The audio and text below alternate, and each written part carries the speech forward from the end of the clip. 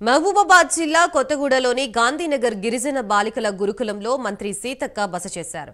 గురుకులంలో విద్యార్థులకు మెనూ ప్రకారం ఆహారం అందిస్తున్నారా లేదా అని సీతక్క ఆరా తీశారు. అలాగే రాష్ట్ర స్థాయి బాక్సింగ్ పోటీలకు ఎంపికైన ప్రణవి అనే విద్యార్థిని మంత్రి సీతక్క అభినందించి పారితోషికం అందించారు.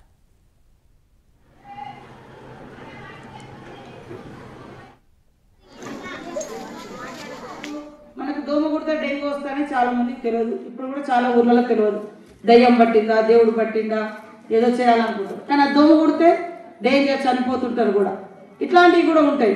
కాబట్టి మనం మన వాళ్ళని కూడా వాళ్ళకు ఈ నాలెడ్జ్ని కూడా కొంత సైంటిఫిక్ అంటే సైన్స్ని కూడా కొంత మీరు అప్పుడప్పుడు ఊర్లలో చెప్పాలి.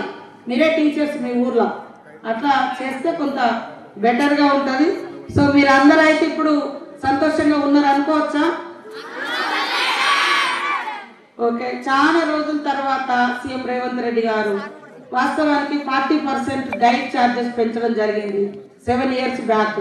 7 ఇయర్స్ నుంచి ఇప్పటి వరకు చాలా రేట్లు పెరిగినాయి. కానీ వీటి రేట్లు పెరగకపోవడం మూలంగా మీకు వచ్చే ఫుడ్లో కానీ, మీకు వచ్చే ఎగ్గులో కానీ, మీకు వచ్చే రకరకాల ఐటమ్స్లో కొద్ది ఇబ్బంది పడ్డారు.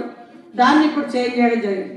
అట్లనే కాస్మెటిక్ ఛార్జెస్ కూడా ఇవాళ మీరు వాడేటువంటి అవి చాలా 16 సంవత్సరాల క్రితం పెంచారు. ఇప్పుడు 16 ఇయర్స్ బ్యాక్ దాన్ని ఇంక్రీజ్ చేశారు. ఇప్పుడు మళ్ళీ నెలల తర్వాత 200% పెరగడం జరిగింది.